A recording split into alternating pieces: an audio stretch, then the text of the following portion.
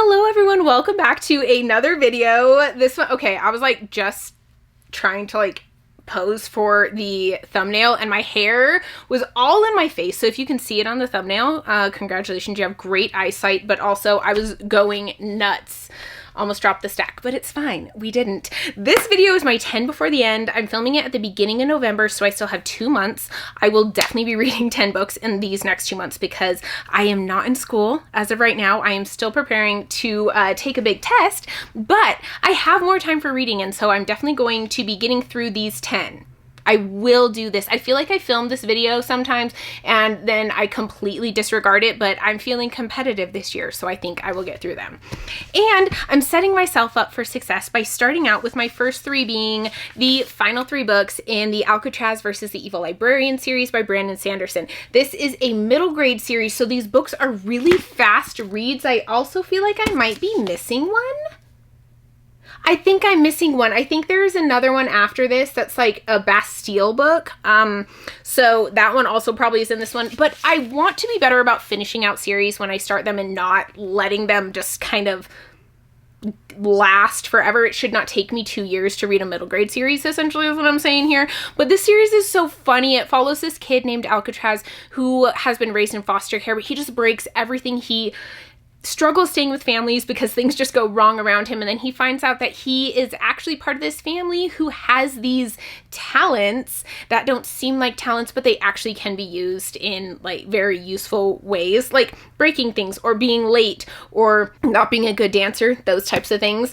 I find it so clever. Brandon Sanderson is very like witty in this. I love the writing of it. It's just a really fun middle grade series. Highly recommend it if you just want to have a good time.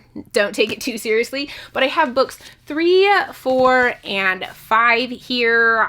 They're all signed by the artist as well, and she drew like little drawings in them for me. When I went to the first Dragonsteel, she was there. I am excited to get through this series and like have a series that I started and finished in the year of 2025.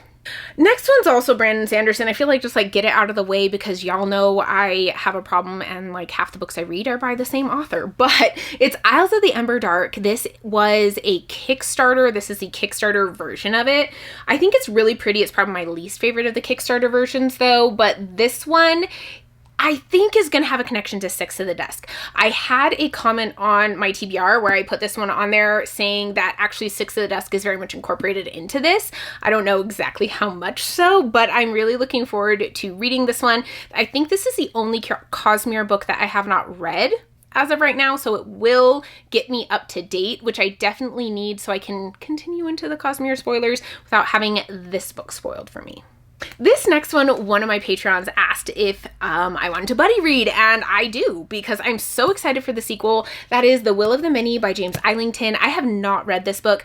I honestly had planned to read it almost as soon as it came out, but then I just didn't get to it, and I got to the point where I figured I should just wait until the second book was coming out before reading it because then I could just read them back to back. This one is a military school epic high fantasy series.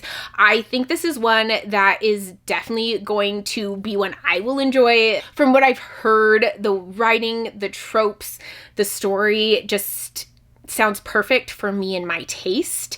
I don't know everything about it. I feel like I thought it was less sci-fi than I think it is going to be based on the new covers that have come out for this series that look a lot more sci-fi than this one, but I think it has kind of a Roman-esque feel to it. I'm really looking forward to it, and I think this could be a new favorite. Fingers crossed. I love it. I've put high expectations on this one, like ridiculously high. This next one is the only reread that is on this list, and that is A Blood and Fire by Ryan Cahill. This author is going to be coming to Dragonsteel in December, and so I would like to reread this one before he comes because I would like to meet him and like be able to talk to him about the book. I read this one so quickly last time, and I remember absolutely loving it. This was a 5-star read for me. This is kind of like Aragon for adults, but I think that the world is so well developed. I like the amount of time we like spend with our characters, but it doesn't feel slow or like a slog. I really enjoy the world. I like our main character, and I love our side characters and the kind of fountain family that's developing in this. So really excited to reread this one and continue on with the series. I don't know how many of them I will be able to read before Dragonsteel, but I definitely want to have reread this one by then. So next one I am also buddy reading. I feel like that's kind of a theme for almost every book that is left. Actually, I think every book that's left. And that is Katabasis by R.F. Kuang. This is her most recent release. This is a dark academia book about two academic rivals that have to work together in order to rescue their academic advisor who's gone missing. I don't know exactly where, but there's some sort of connection to like Dante's Inferno in here, and they have to rescue him because they want like letters of recommendation from him, I think. I could be wrong on this. This is just what I'm kind of picking up from other people's videos, but I am so excited for this one. I absolutely love R.F. Kuang's writing style, and I love dark academia. Plus, I'm planning on reading Inferno before I read this one to see if I can pick out connections or references. And I'm going to be buddy reading this with my friend Angela. We're both going to be reading Inferno and then Katabasis. So really looking forward to it. I think this will be a new favorite. Fingers crossed. Another one that I believe is going to be a buddy read. I don't know, I held up two fingers there, but I believe is going to be a buddy read. It is an option for my Patreons, and that is Bury Our Bones in the Midnight Soil by V.E. Schwab. This one is currently winning the poll for our Patreon buddy read for like November, December. And this book follows three vampires in kind of different phases of their life, different times of history, and their stories, their experiences with being turned and then being a vampire. And these vampires, I think, kind of decay over time. I believe it might be more of a decay, like spiritual decay, moral decay, that type of thing.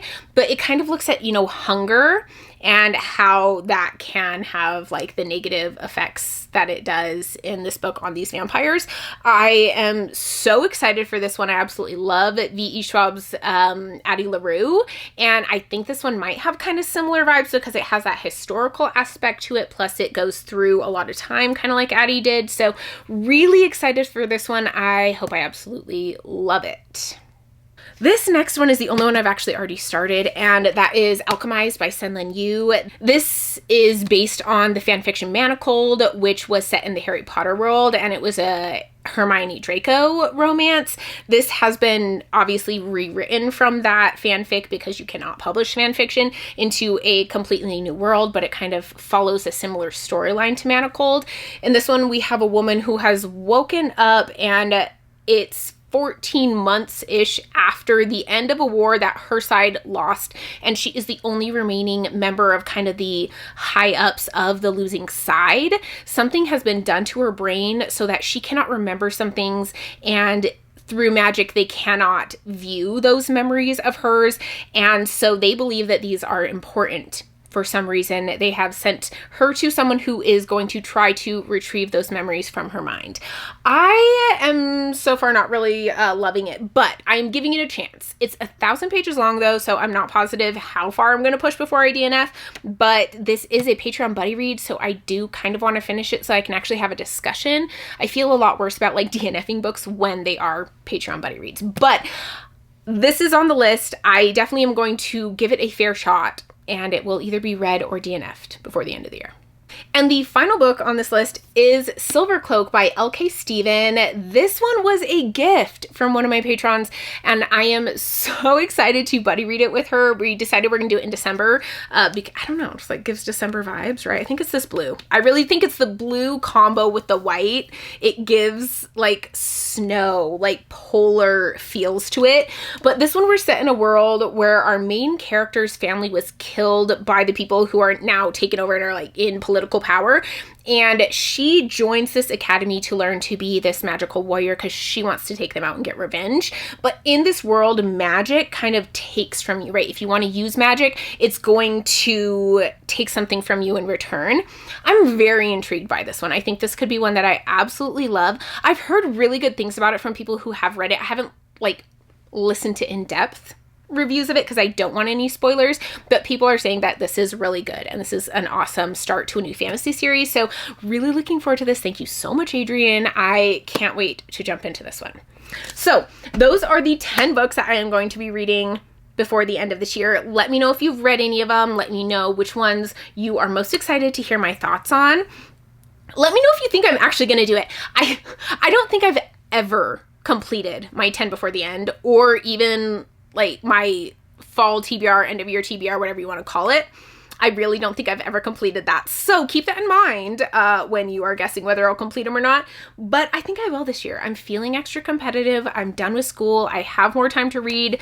So yeah, we'll see. I hope so. But let me know what you're reading at the end of this year, and I will see you in my next video. Bye.